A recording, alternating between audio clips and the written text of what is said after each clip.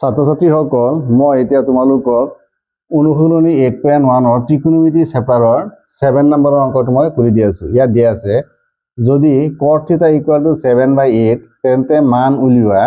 Number 1 দিছে 1 + sin θ * 1 - sin θ divided by 1 + cos θ * 1 - cos θ। Number 2 দিয়া আছে cot square θ = কিমান আমি এটো নিৰ্ণয় কৰিব লাগে। দুয়োটা ৰাশিৰ মান আমি নিৰ্ণয় কৰিব লাগে।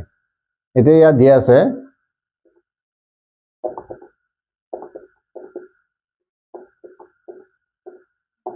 cot θ = 7/8 cot θ = 7/8।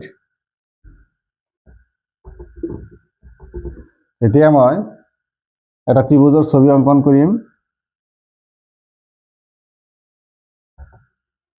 এটা এটা সমকোণী ত্ৰিভুজ। ইয়াত যেহেতু কটৰ লগত থিতা কোণ দিয়া আছে গতিকে ইয়াত আমি যিকোনো ত্ৰিভুজটোৰ নাম যিকোনো আমি ধৰি ল'ব পাৰিম এ বি চি নাইবাতো পি কিউ আৰ। গতিকে মই প্ৰথমতে এ বি চি ধৰি ল'লো এ বি চি। এতিয়া মই ধৰি ল'লো থিতা কোণ। এইটো এটা থিতা কোণ। এই কোণটো সাপেক্ষে cot θ 7/8 দিয়া আছে। আমি বাকি এইখিনিৰ মান নিৰ্ণয় কৰিম। এতিয়া আমি জানো যে cot θ = 7/8 = ভূমি বাই লম্ব। ভূমি হল ইয়াত A B by B C হল ইয়াত লম্ব যেহেতু থিতাৰ বিপৰীত বাহু = কে ধৰা হল এতিয়া এ বি = 7k আৰু বি চি = 8k হ'ব। এইটো ধৰিলো মই এ বি = 7k আৰু বি চি = 8k। যেহেতু আমি এই ত্ৰিকোণমিতিক অনুপাত বা মান নিৰ্ণয় কৰিবৰ কাৰণে তিনিটা বাহুৰ মানৰ প্ৰয়োজন বা জোখৰ প্ৰয়োজন। গতিকে আমি এ চি ইয়াৰ পৰা উলিয়াই ল'ম। যেহেতু এ বি চি ত্ৰিভুজৰ বি কোণটো সমকোণ, এতিয়া আমি পাইথাগোৰাছৰ উপপাদ্য ব্যৱহাৰ কৰি এ চি বাহুৰ মান নিৰ্ণয় কৰি ল'ম। এ বি চি সমকোণীৰ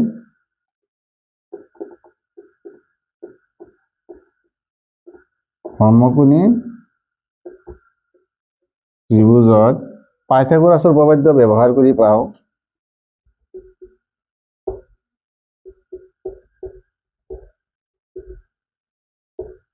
পাইথাগোৰাছৰ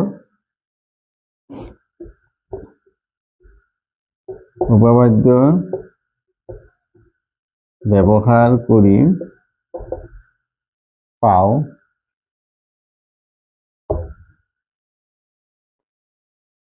আমি জানো যে পাইথাগোৰাছৰ উপপাদ্য মতে যিকোনো সমকোণী ত্ৰিভুজৰ ক্ষেত্ৰত কৰ্ণ স্কয়াৰ = লম্ব স্কয়াৰ প্লাস ভূমি স্কয়াৰ। ইয়াত বি কোণৰ বিপৰীত বাহুটো হল এ চি, গতিকে এ চি হল ইয়াত কৰ্ণ আৰু কৰ্ণৰ মানটো নিৰ্ণয় কৰিব লাগে। গতিকে A C square = A B square plus B C square. গতিকে A C square = A B মান দিয়া আছে 7k whole square plus 8k whole square 49k square plus 64k square. এতিয়া A C = square root of 49 আৰু 64 দুয়োটা মই যোগ কৰি দিম। 9 আৰু 4 যোগ কৰিলে হ'ব 13 ৰ 3 হাতত থাকিল 1 6 আৰু 4 10 11k স্কয়াৰ। এতিয়া এ চি = যেহেতু 113 টো এটা মৌলিক সংখ্যা ইয়াত আৰু বৰ্গমূল নহব, গতিকে ইয়াৰ মান হ'ব এ চি মান হ'ব 113k। এ চি আমি পালো স্কয়ার রুট অফ 113k। এতিয়া আমি নাম্বার 1 আৰু 2 নম্বৰ অঙ্কটো কৰিম। 1 number অঙ্কটো hall 1 + sin θ * 1 - sin θ divided by 1 + cos θ * 1 - cos θ। এইটো আমি এনেকৈ লিখিব পাৰো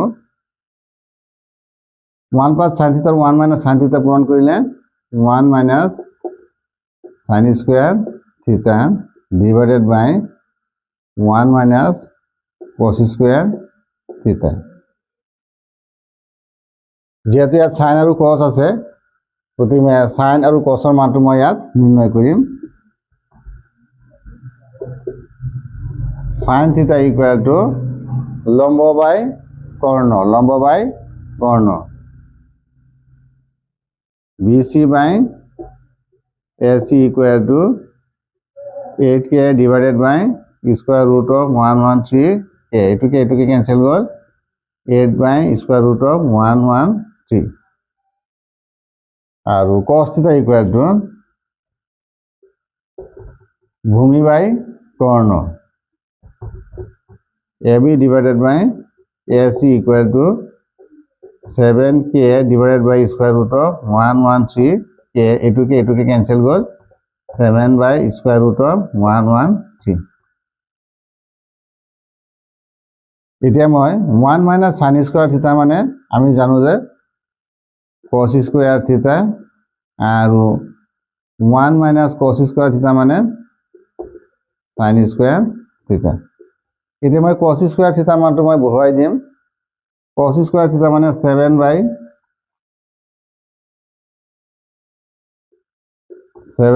স্কোয়াৰ ৰুট অফ 113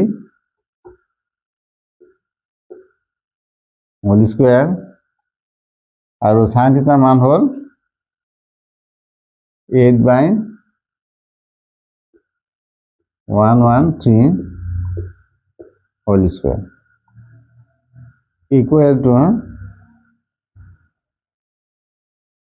7 স্কোয়ার মানে 49 divided by 113, 8 into 8 equal to 64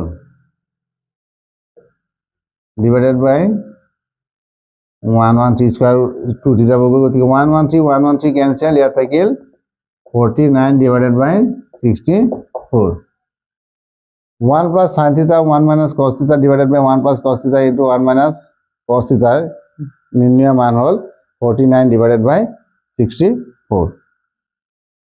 number 2 দিয়ে আছে cot স্কোয়ার থিটা, কটৰ মানে ইয়াত উল্লেখ কৰা আছে 7/8